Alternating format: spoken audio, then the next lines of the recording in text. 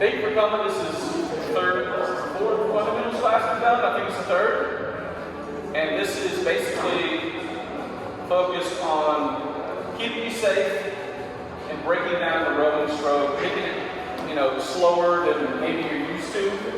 It'll probably be a little bit annoying, but much like when you were learning the deadlift, clean, and snatch barbell movements, it was necessary to break it down, slow it down to an annoying level. And then over time, you work on that timing and it just becomes natural. It's a natural flow. You learn how to use every bit of your momentum at the proper timing in order to make the bar move efficiently. And the rowing stroke is absolutely no different. It takes timing, it takes practice. We were all taught to sit on the rower, pull the handle, and make meters and make calories happen. You can look around at your peers and pretty much strap in, sit on the seat, grab the handle, and make things happen on a monitor that you probably didn't even understand, at least at the time. By now, you probably all know that 500 meter split time is much like a mile per hour time or a mile time when you're running. It's basically a segment of usually a distance, and it's how fast you can cover it. 500 meters is the de facto standard for rowing, just like 1 mile is for running. We're going to focus on a couple of different aspects of monitor once we get there, but let's talk about the hour. The hour really consists of how to set up this rower, and that rower, and that rower, and that rower, and any rower you come to on the planet, whether it's a Concept 2, or a water rower, or a matrix rower, any of these rowers, they're all really adjustable for anybody. And that includes your children and maybe your aging parents. This can be adaptable. It's also adaptable for people that have lost limbs, who have had knee surgery, back surgery, ankle surgery, only have one leg. All right, so it's a very adaptable piece of equipment which kind of aided in its popularity. But the first thing we want to do is talk about the connection points. The real easy way to remember that is feet, seat, handle. It's not quite in that order, but that's a very quick way to do it. Then we're going to talk about 4 elements of the stroke. So the beginning of the stroke is what we refer to as the catch. It's much like a clean or a clean high pull, or you're going to be in an uncomfortable position and be very spring-loaded, and it's not going to feel good for a second. But you gotta feel it, and you gotta know what a good catch is, because if you miss that setup of the stroke, you miss the stroke. Then we're going to talk about the dry phase.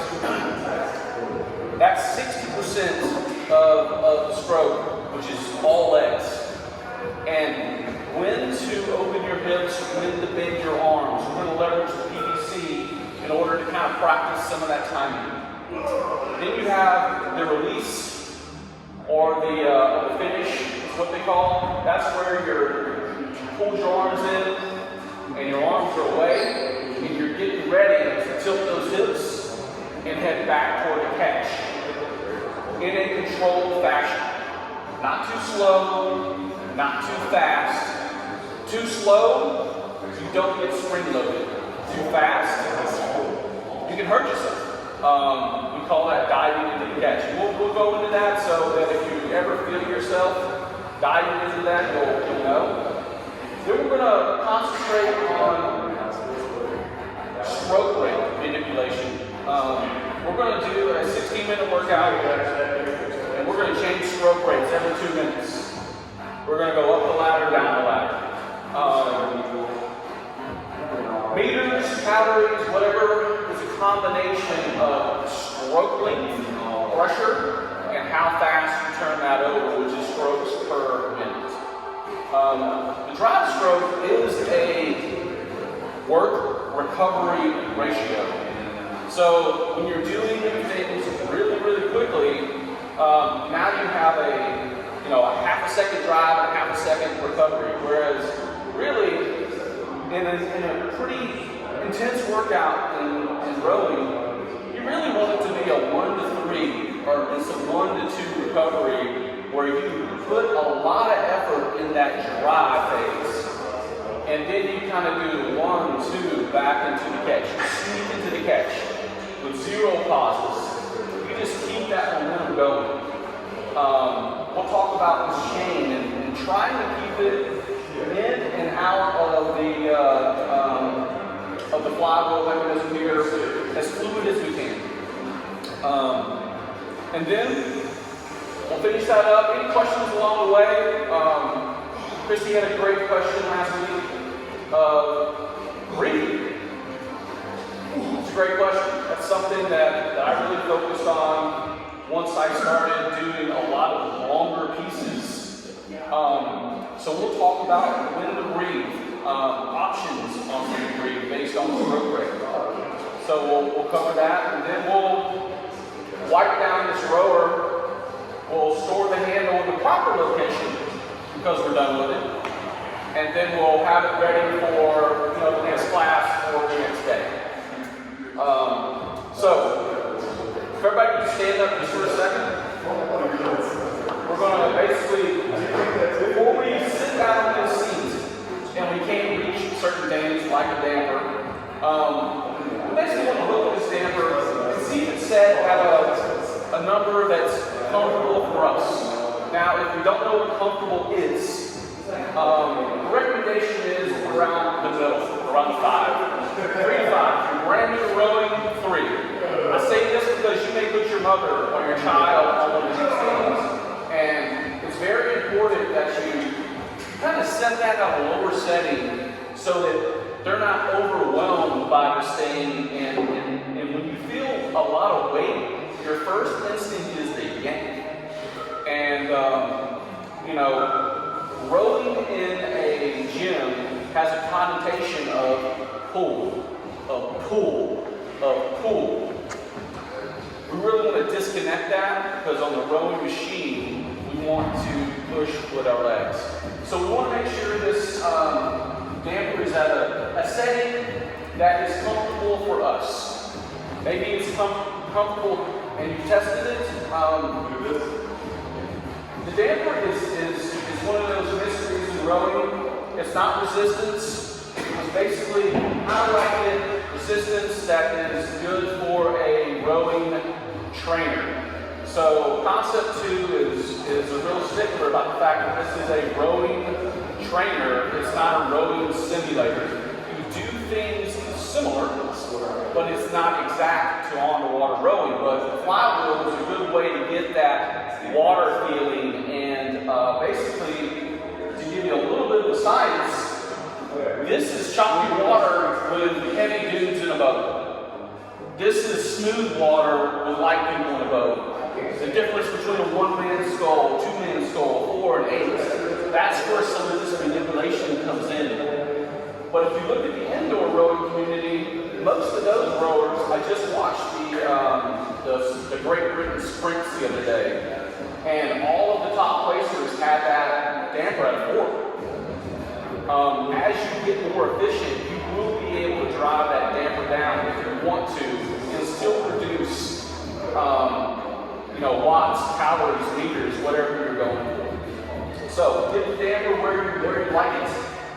Now we're going to just go ahead and just have a casual seat and get this monitor in a good position for you so that you don't have to look down, you don't have to look up.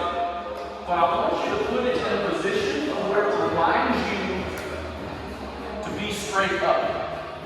We always hear from our illustrious coaches that having a proud back gives you that ability to get good air, and that's exactly right. So we want to be reminded that we want to be in an upright position. The next thing I want you to do is just put your feet on top of this strap there, and notice where that strap will come across that feet. Mine is not going to work for me, it's a 2. So I'm going to slide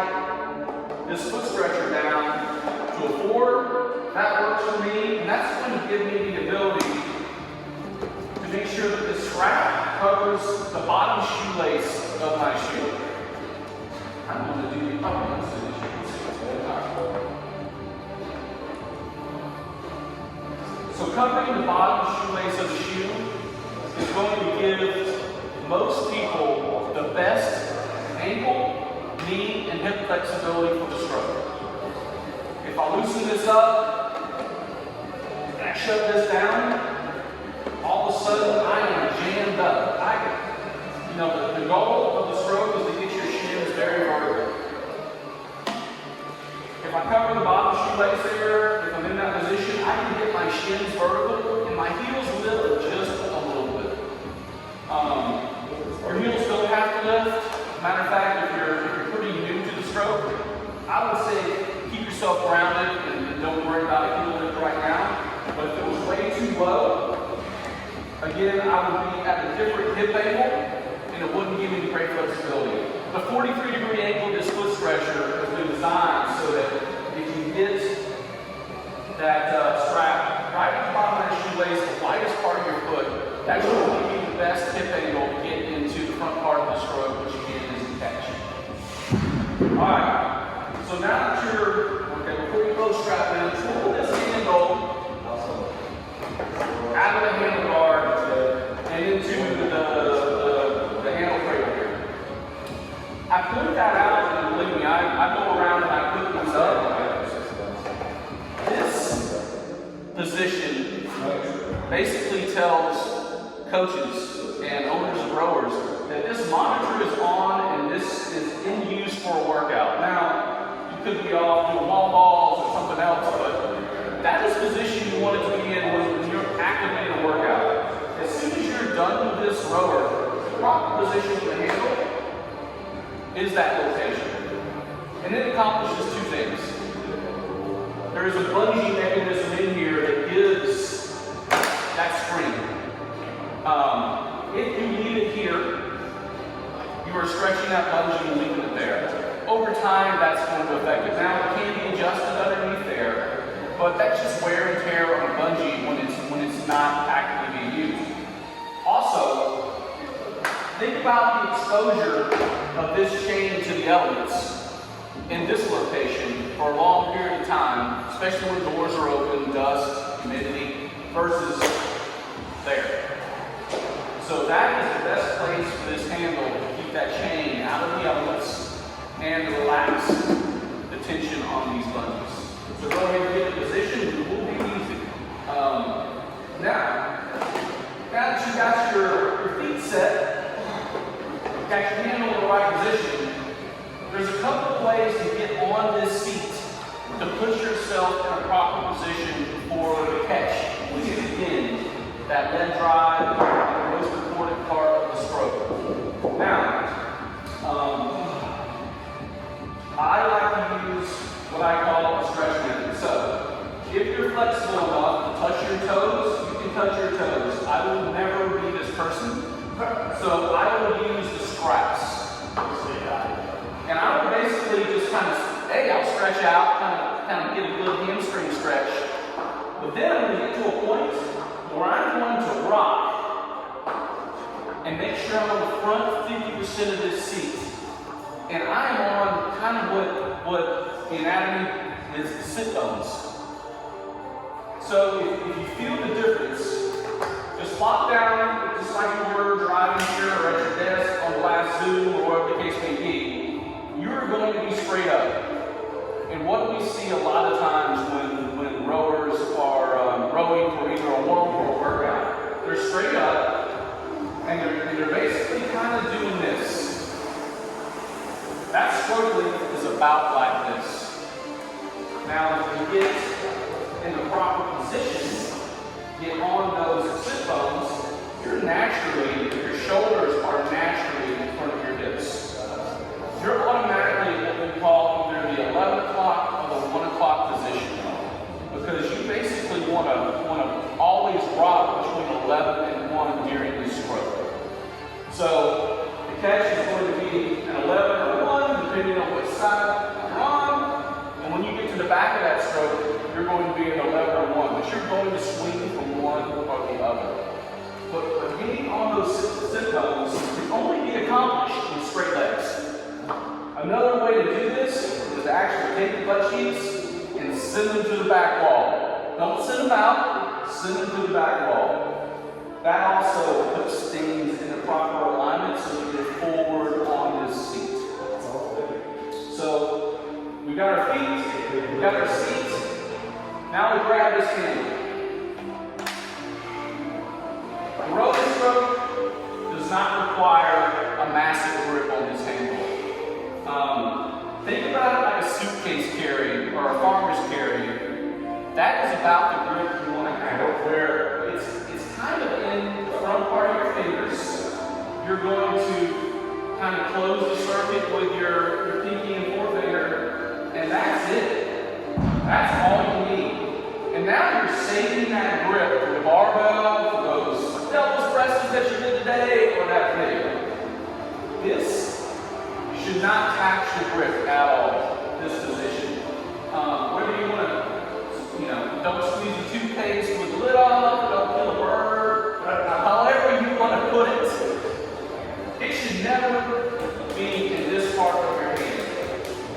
When people will say, hey, I got blisters, and they got blisters here, I want to ask two questions.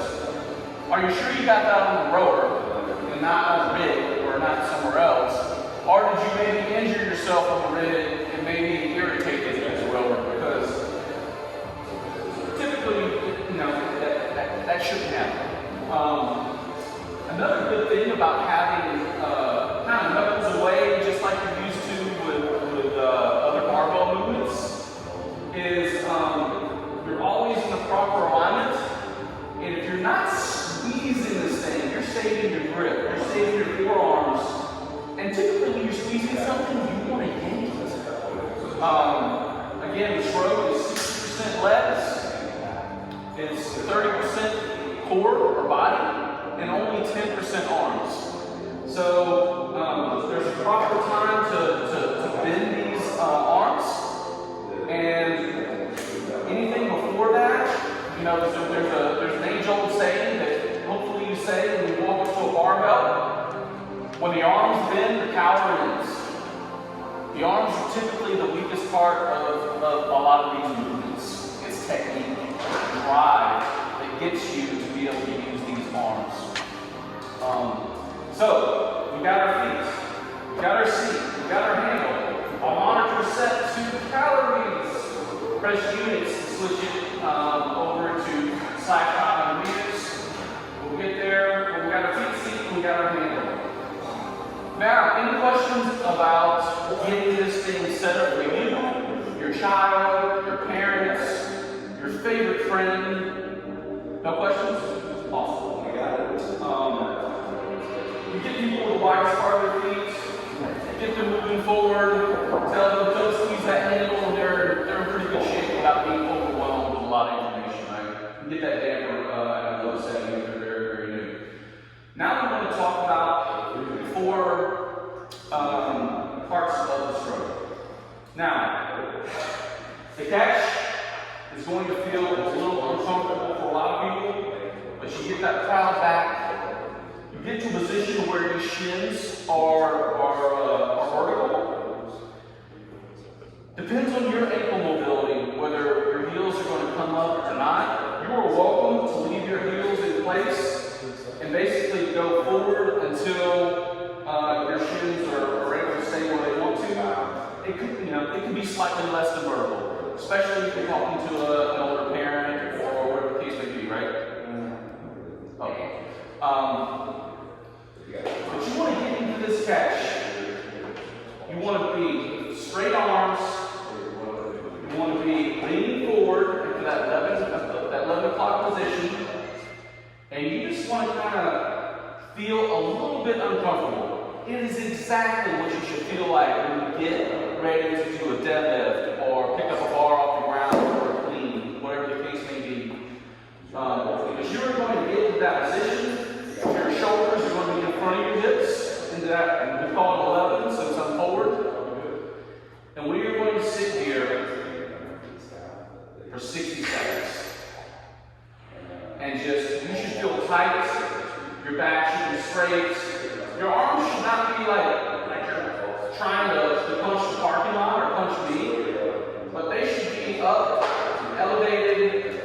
You should feel a little tension in your ankles and in your hips, and your shoulders should definitely be in front of your hips. They should be a little bit in front of that seat. Yeah? I got the tightest hamstrings in this room, I guarantee, so that doesn't matter. Probably. Yes, sir. You got the tightest hamstrings? All right. We may have to do a little contest there. I don't know. All right. We got 10 more seconds. Feel it, but feel the potential of being spring-loaded like this. Your core should definitely be engaged. You should probably feel it a little bit in your low back, and that is 1 minute. That is the catch. This is where we start. Now, for you, I'm looking at everybody. Your knees and your legs should be kind of in line with your arms. Now, depending upon your particular body, your belly, whatever the case may be, you may be a little flared out, but for the most part, you want to be spring loaded. And, just like the coaches tell us, think about if you were going to, push away from, anything or jump from this position. You want to be kind of in line. Now, we've all rowed before, and if you think you get the most power by having your legs out a little bit more, that may be you. I will encourage everybody at some point today, if they do have their legs really far in or really far out, try to focus on getting those legs kind of in a motion with their arms and see if they can produce as good, if not better, power throughout the exercise today. Alright, so we're in the catch.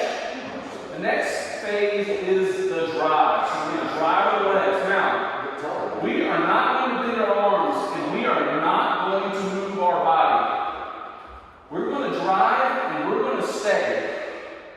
Shoulders in front of our hips. Locked. And we're going to do some drills that kind of emphasize this. I mention this because a lot of people, first thing they do out of this is either pull with their arms, yank with their back, and now their legs are riding the momentum that their back generated. If you are basically in that 11 o'clock position, core locked, and you drive, your body should not move until these legs are locked out and you've exhausted the 60% that your legs are able to generate. Now, it's time for the finish, which is a body rock to an airplane seat position that we call 1 o'clock. And with that leg drive, that body rock, now we just bring our hands in. For this hands in position, I want you to just act like you're pushing somebody away, and then bring your arms straight in. That is where that handle should hit you. It shouldn't be lower. It shouldn't be higher. You should not have bent wrists. You should have straight wrists, knuckles out, and it should be very, very evident to your body where it should be.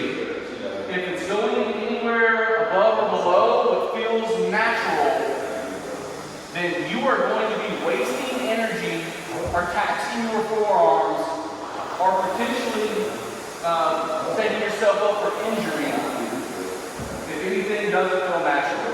A lot of times that's right below your bra strap in between your belly button, somewhere there. Just wherever it feels natural. Now you will see people try to game the system. I even saw it in the world sprint races that I watched the other day. People will try to bring this up. Now, how many chain links happens to come out of the machine when I do that? About 2. All right. Now, some people will say, hey, over 2,000 strokes. I'm saying, yeah, well, if I lean back enough to get those extra 2 chains, I just want people just to lean back past 11 o'clock just for a second and feel your core. Now think about doing that. You really want to be in that 1 o'clock position where your core is engaged, but you're not really using it. Now, if we do a bunch of ab mat sit-ups on Tuesday and we row on Wednesday, you will feel it. Just like doing a bunch of biceps and trying to drive, right? You're going to feel it. But it should be engaged and not taxed. Alright, so we covered the catch, we covered the drive, which is all those legs. Now the finish, we body rock. We bring the handle to our proper spot. We don't go too far, we don't sit straight up. Basically, once again, we've gone from our shoulders being in front of our hips to behind our hips. We were stacked up and down for a millisecond. We should never live here. Do we drive by here and say, hey? Yeah. But we should go from forward to backwards, finish, arms away, and now we start the recovery phase. Again, that drive was 1 second. Now we start our little sneaky recovery back to the cage, or back to the catch, where body rock. Our handle is now past our knees. And now we are free, and we are already in position again for the catch. And check out that body rock. It's basically the seat doesn't want to move like this. The seat doesn't want to move like this. Does the seat want to move once you get this? Now you're just riding away. So if you think about that work-rest ratio of the stroke, you are going to drive. You're going to basically finish. You're going to release. You're going to ride. And you're going to do this. This is going to be 1, and this is going to be 2, 3, 4. You're going to have a 1 to 3, 1 to 2, at minimum 1 to 1 relationship there to work rest. And that is what we are going to manage during the exercises today. So, we're just going to do a couple of drills to re-emphasize the leg drive, because I really feel that's what a lot of people miss. So there's a lot of drills we could do. I think the reverse pick drill is really important to really practice, because basically if you observe me, you're going to get in that catch. Again, shoulders in front of the seat, in front of my hips, and you're going to lock this core, and you're going to do what we call legs only. Basically, that 60% of the stroke is all we're going to do. No body, no arms, just legs. So when we lock it, this is what it looks like. You're going to basically lock yourself forward. Notice my shoulder is still in front of my hips. Over and over again. So go ahead, knock out like 10 of these. Remember, your shoulders still remain in front of your hips. Your core is locked. Your arms are not locked, but they're engaged and they're straight out in front of you. But you're getting maximum drive from these legs. Alright, you got 10? Hold on, we're going to go to the next phase. So, a lot of emphasis gets put on the arms. It just does. When people have a handle in their hand, they want to yank it. It's just human nature. You gotta kind of think about basically the 90% of the stroke, and basically the arms are just there to support you, and you can get a little bit of extra chain out of there. You only get credit on this machine when this chain is going this way. Just like the bar going up, correct? So, the next thing we're going to do, get in that catch, and we're going to do basically what's called legs and body. So it's going to look like this. You're going to get in that catch, you're going to drive the legs. As soon as you get that leg all the way straight, you're just going to use that body. You're going to lean forward and go back into that catch, drive body. Drive body. So legs body, no arms. Legs body, no arms. Now if you look at your monitor, look how much force you're driving with a shorter stroke, but really focusing on 60-30. Legs, body, and that's it. Now we are going at a low stroke right here, but those meters are turning. So this really good size of that leg drive and that body drive to give you a long and strong stroke. Now, let's do 5 legs open, 5 legs core, legs body, and then 5 full strokes. 3, everybody catch.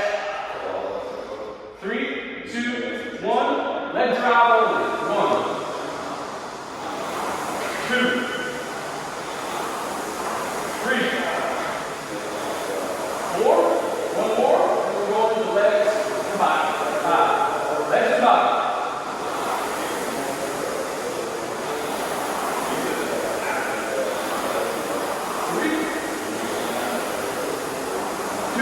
1 more, full stroke. 1, full stroke. Now, 3, 2, 1. All right.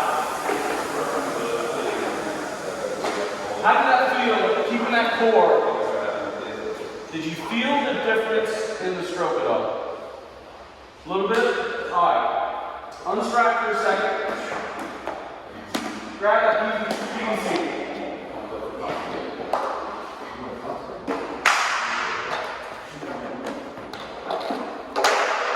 I just got reminded of something. So put it underneath. Don't worry about it too much. Put it underneath about where your knees would be stretched out. But not underneath your feet. Since we've unstrapped, what I want to do is, a lot of times during transitions, especially during partner rows, how many times have you tried to get back into the rower and the straps are too tight and you end up wasting time in that transition to get in position to start rowing? So, I want you to tighten up your straps just for a second.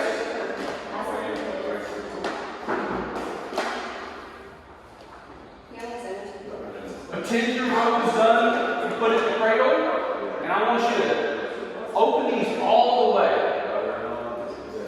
Then I want you to, one at a time, up, out.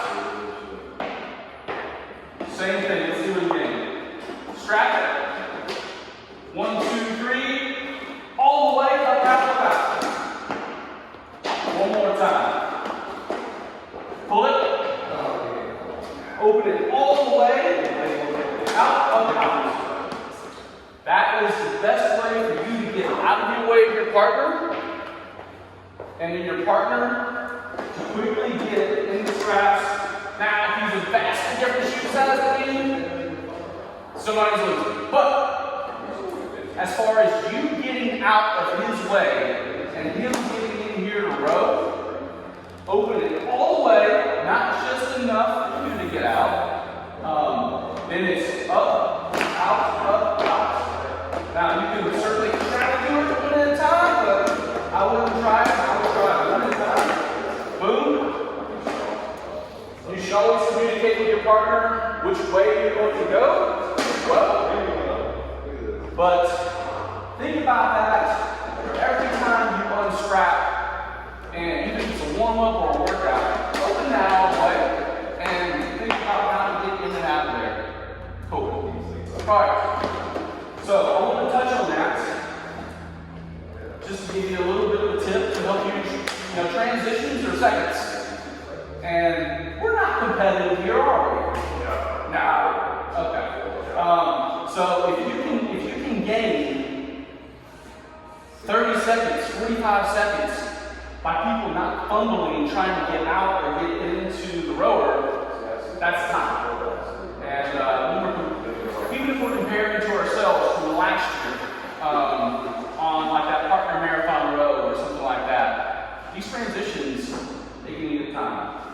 All right, so now we're gonna go into the pit drill, and that starts at the finish of the stroke. So the reverse pit drill emphasizes leg drive and leg and body. This is going to be a pretty good drill for you to do during a 2-minute warm-up. So it's going to look like this. There's lots of ways to kind of break this down, but we're going to focus on what's called body and arms. The emphasis here is I want you to feel how light this handle can be by leveraging just this 30% body motion of basically 11 o'clock to 1 o'clock. So, go ahead and grab your handles, extend those legs all the way, and here's what I would do during that 2-minute warm-up that we do. I would basically start right here. Extend your arms out. Another thing, now that we're looking at the chain, you want this chain to go in and out as clean as possible. So practice that on this drill. So this is called the drill. This is body and arms only. So lock out those legs and just really focus on rocking that body. Now, if we look at PDC, let's place that right where our knees are. Locked out knees, by the way. Now, during this drill, I want you to look and see when you bend your arms. So this is going to reinforce the fact that you should not bend those arms until this handle is past the knees. This PVC is a visual representation of where your knees are. So, you extend, and I want you to kind of stretch out your back and warm up your back in the stroke. But you do not bend your arms and bring that into your body until you pass that PVC. Another thing is, you do not lean forward, or you lean forward. We'll talk about bending your knees, sorry. So just focus on going this way. You do not bend your knees until you pass that PVC. Pass the PVC, or my bad, bend your arms. So once you pass that PVC, you may bring your arms to your chest. Not before then. What is this predicting? An early arm bend. An early arm bend. So you want to leverage. So your legs are already straight. Your 60% of the stroke is already done. Now you have this 40%. Well, if you bend your arms before you get your hips open, you basically turn 40% of that stroke into 10 or 15. So now, even if you get the legs right, you're basically making a C. If I was to grade you, you're getting a C. So this really emphasizes, okay, I am past my knees with this handle, past this PVC. Now I can pull this in. Now get to that 1 o'clock position and just do some light arms only strokes and feel how heavy that handle is as compared to when your body was involved.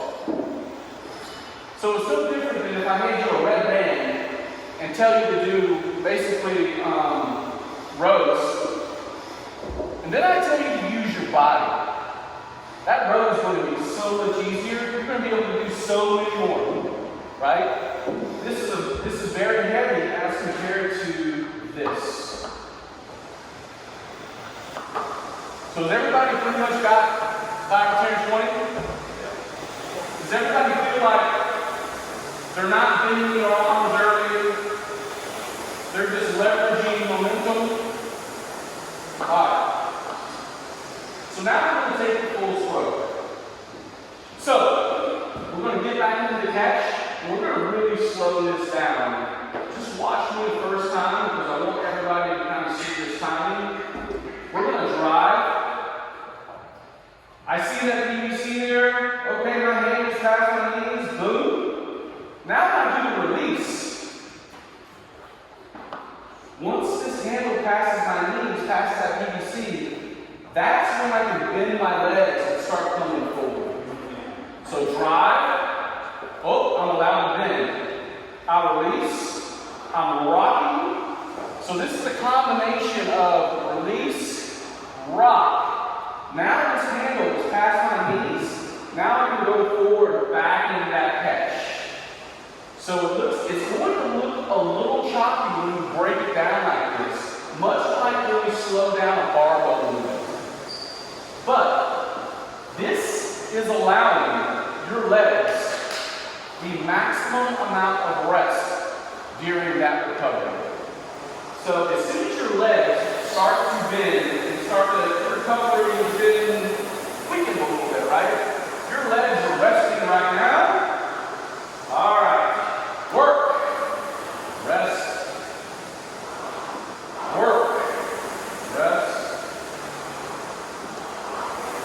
So by letting all these positions play out, you're doing a couple of things. You're de-emphasizing your arms to that 10%. You're going to be able to use these arms for other things should you need to. You're maximizing your leg drive in combination with your core to get basically a 90% stroke. And then the last 10% is your arms. And now, basically, you've got the good mechanics of a stroke that will allow you to be long and strong when you need to be. Long and strong is not the stroke that you want to use if you're trying to get 250 meters quick. But as far as a rowing workout, a good 2K, 5K, things like that, that is going to be the perfect mechanics to let all of that happen and keep you safe. So when you're talking to your kids, your aging parents, a friend, this is a great non-impact option for you to consider. And if they know all the mechanics, and believe me, know how to do all this safe, it's really good. Now, what's my bad habits? I like to drop my hands, especially in these low stroke rates. You really want to try to keep that handle as close to, if not right at, where it is in this position, to where this chain is coming in and out and being as fluid as possible. You're not getting credit for meters or calories doing any of this. And I mention that because if some of this is mistimed, if I bend my knees early and I gotta go around my knees, or I drive and then I gotta go around my knees, I'm not getting any credit for any of the hills and valleys that I'm dealing with here. Now when you get tired, some people will pause.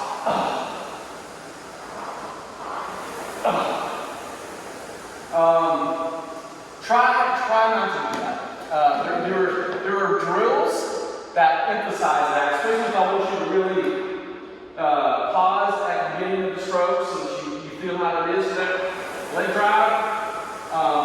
But for the most part, you really want to keep the stroke moving.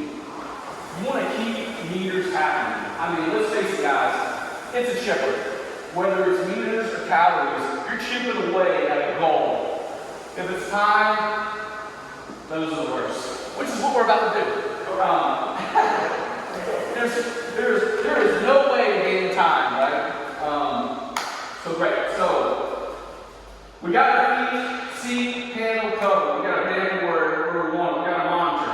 We've talked about the catch, the drive phase, the finish, the release. Finish and release are kind of interchangeable words. and then basically your recovery back to catch. The rest work ratio of a rowing stroke. Very important to understand. Now, if you're on a 4-line, if you have your monitor on and you're on what's called a 4-line setting, which means basically if you hit just row, you got 4 lines. You got basically, yeah. That's what they call a 4-line display. Now, if you'd like a little bit more information, you can hit the button right under PM5. That's called the A button on the right-hand side there. That gives you a 6-line. Today, we'll be concentrating on 4 lines. So again, you can just hit the button right above the menu. That's called the E button. There is no A, B, C, D, and E on these things, but that's what it's called. That's going to give you a 4-line display, and we're going to be focusing on the lower left-hand corner, which is strokes per minute. A lot of times we will be trying to drive down the 500, split the 500 meter number. Now, a lot of people think the only way to drive that number down is a high stroke rate. Well, if I told you to grab a barbell and do high pulls, and you got 200 of them, you could probably manage that because we've done so many of those, and you know what you can do and how many you can do and how fast you should do it in order to stay moving. A lot of times when people are trying to go faster, they think this. Again, 500 meter split will go down a combination of length, pressure, and strokes per minute. So, what we're going to do is a stroke rate cap that changes every 2 minutes. So we're going to do a 16-minute piece. We're going to sweat a little bit, so if you did double presses and all kinds of awesome things today, you're going to sweat a little bit, especially the higher stroke rate. So we're going to go from a stroke rate of 18 all the way up to 26 by 2s. And then we're gonna slide back down to no, we're gonna start at 20. We're not going to those 18. We're gonna start at 20. And we're gonna basically go from 20 to 26, back down to 20 every 2 minutes. Now I'm going to lower my damper so that I can talk. Okay. Stay with me as much as you can. You can always go slower than the stroke rate that we're calling out is, but don't go faster because that's what we're trying to manage here. And then think about the pressure per stroke, especially at these low stroke rates. This is like a strength workout for the rower. A lot of people think about a rower as a cardio device, which most of the time it is injected into our lives as a cardio device for 3 minutes or less of the time it's up. We're going to use this as strength and speed, but when you get into some of these longer workouts, managing a split and a stroke, and mainly that recovery, is going to be important. And then you will be able to either leave something in the tank if you need to, or know where you can sit and ride for a little while in order to get to the finish. So go ahead and get your monitor on. Does anybody want to program your monitor? David does. All right. We can do it right now if you want to. Let's do it. Let's do it right now. All right. Now leave it. Okay. I'm out of here. Okay. Not program anything. All right. So monitor on. We're going to go to select workout. Yep. Menu. Just under just row. So select workout. And we're going to do new workout. And we're going to do intervals. Distance, time, Time. Okay? The one should be blinking. Has everybody got intervals time and the one blinking? We're going to hit the plus. to make it 2. We're going to go straight into these intervals, so there is no rest time here. So all we need to do is hit that check mark. E button. There you go. Look at you. Getting so big. What's that? Yep. Select workout, new workout. Select workout, new workout. Intervals. Time. One should be blinking. Hit the plus. Once you make one a 2, all you do is hit the E button, which is that little check mark, and we're ready. All right. So every time, every 2 minutes, we're going to go up until we get 26, and we're going to go down. All right, everybody follow me as best they can. If you get lost, if you start going faster, slower, and you want to get on my pace, meet me here. So as soon as basically, if you're like, oh, I'm lost. Just wait, just sit right here, and when I get here and drive, you just drive with me, okay? So 3, 2, 1, 20 strokes per minute, lower that same corner. It will take about 2 pulls for it to register. Now think about this. Drive, 1, 2, 3, drive, 1, 2, 3, drive. Try to keep this arm from dropping. Again, you can go slower than 20, do not go faster than 20. Full strokes. See if you can get that handle over that handle holder. Whether you lift your heels is up to you. Do not let them lift more than just a little bit. And since we're just practicing and there's no real measurement here, feel free to do the whole session where you don't lift your heels. See how that feels. Now, if you flare your knees out, if you have your knees inside your arms, try a leg drive where your knees are actually kind of in line with your arms. Not trying to stroke when we'll be 11 o'clock. At the back stroke when we'll be 1 o'clock. As best we can.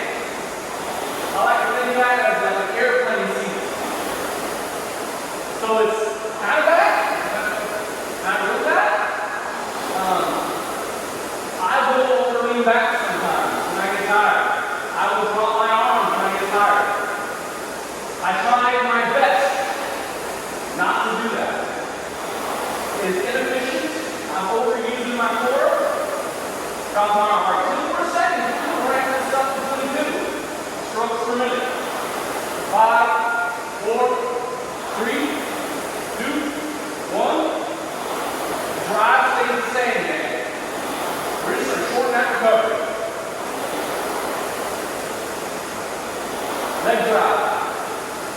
So we've gone from a 3-second recovery to a 2-second recovery. That is what's changed. Every once in a while, check. Are you bending your arms before that PVC? Are you bending your legs on recovery before that handle passes that PVC on return? This is all about practice, slowing things down, stroke rate back. All right. Minute, 10 seconds until we ramp it up to 24. Then it's going to be a little real.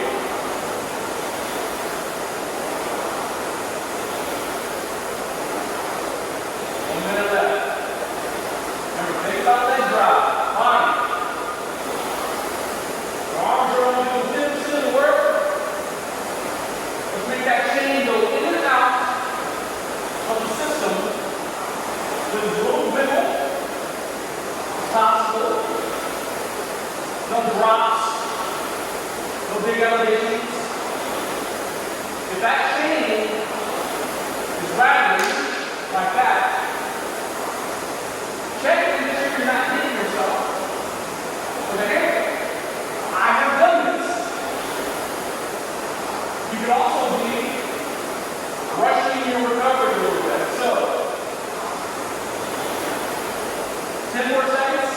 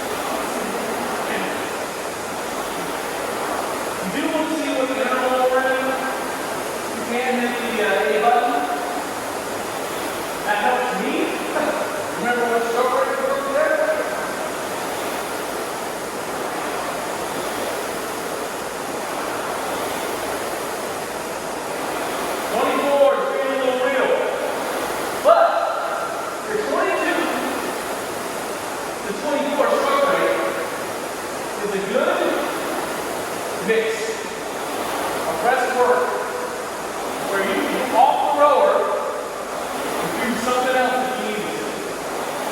So remember the stroke rate. You want that stroke to go down, more pressure into the system. Bigger leg drive, not faster stroke per minute. All of that. We have 30 more seconds at 24. This talking will be hard for me. We're going to do this. It's going to happen. Leg drive, body, arms, body, legs. Break apart, practice. Alright. 5 more seconds. 26. 26, starting now. This is almost kind of 1-1. At least this might be 5-9.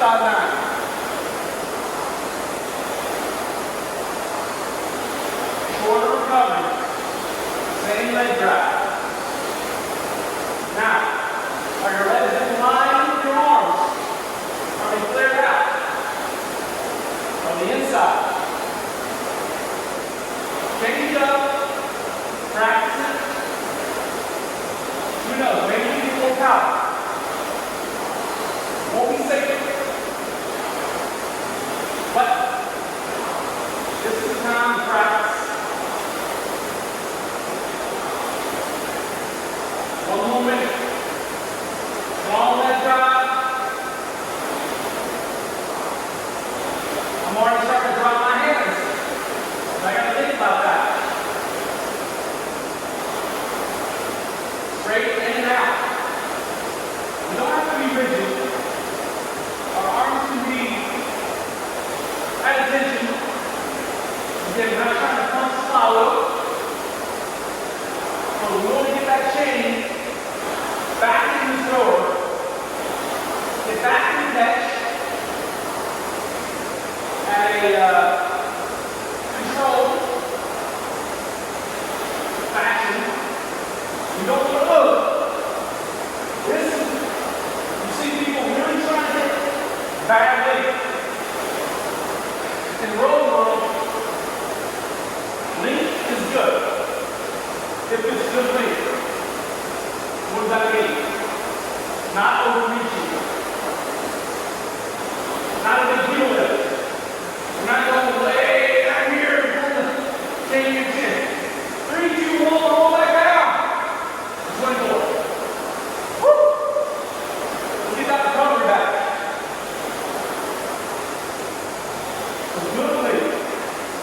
Good length means your shoulders are not rounding in order to stick that handle and that chain back to the rower. You can do that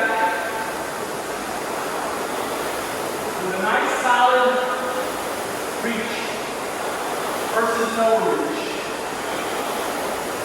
In the back, you don't want to lean back too much. Our hips and our shoulders are stacked for a millisecond. They should be in front or behind your hips. In front, until your legs are up, then behind, then we reverse it. Let those legs rest as much as possible. 24 strokes.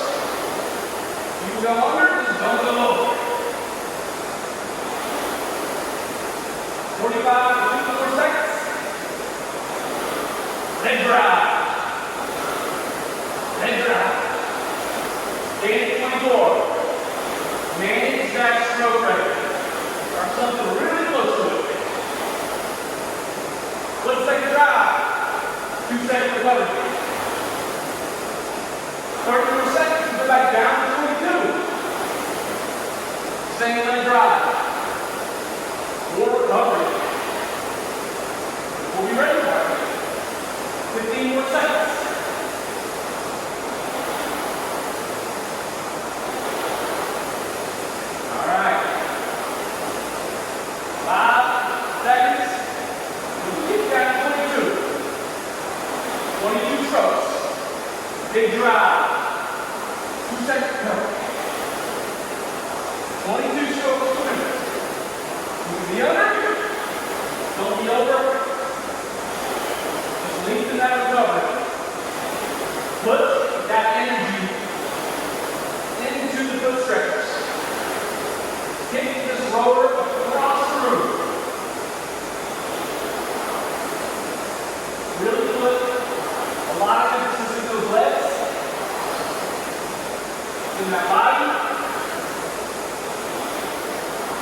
Bring those T-Rex on.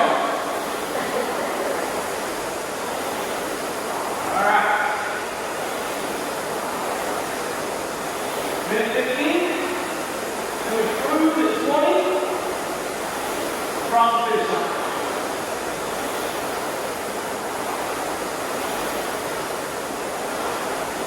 One more minute. Maximize that recovery as much as you can. Make sure that body is rocking forward before you break those legs. Get the momentum of your upper body heading toward the catch. Let those legs rest as much as possible. It may feel choppy. That's okay. Think about the first time you did a set. First time you did a lead. Now fast forward a couple years, it's smooth and flat. Fish. Alright, 10 more seconds. We're going to ratchet it down to 20. Get it on the finish line. Same leg drive. 3 seconds to go. Coming up. Starting now. Drive. Drive. Oh, little cover. Drive. Park. Go drop the hands. Don't lean too far back. Let's let that chain go in and out. So take the most spread on this monitor. Because my legs, my body, my arms can handle it. Most of this, a little bit of my body. My arms are just here, kind of keep things in line. They don't do a whole lot, but they're very crucial. This hand just follows you through that leg drive, that hip swing, and reward yourself. Bring that hand into your chest. Little tap, then send it, swing that body forward, bend those legs. Now, low stroke rate, body check up PVC. We bend in our arms before we pass up PVC. We bend in our legs on the way in before that PVC is passed. We have to account for our needs at any point in time. We bolt the handle with our knees either going out or in. There's timing issues. We bend our arms before our legs are extended, our body's open. We have a timing issue. We're not getting the drive, its full potential, and we could potentially not be resting as much as we could. 3 more seconds. Cross the finish line. Boom.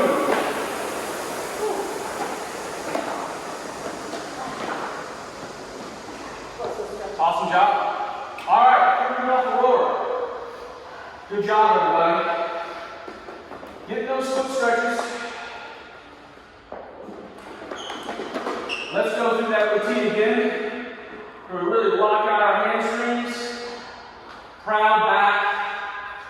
We got hamstring stretch going on here. We got a low back stretch. Hold that. Nice static stretch. That made it dynamic, but static. If you can touch your toes. I can't reach the straps. You win.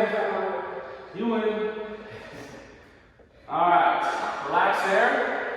Now, take your hand, put it on the back of the rower, and just kind of slide your butt. Give yourself a nice little back stretch. Control. Your hands may be slippery, but this is a nice shoulder stretch. Your back may pop just a little bit, but you're nice and warm, so this is a good time to do it. And just do it till you feel comfortable.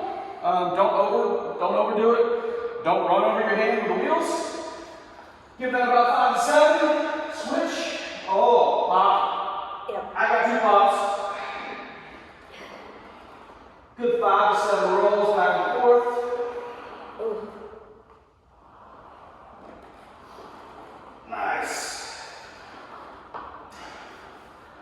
Excellent. Now we open the foot straps all the way.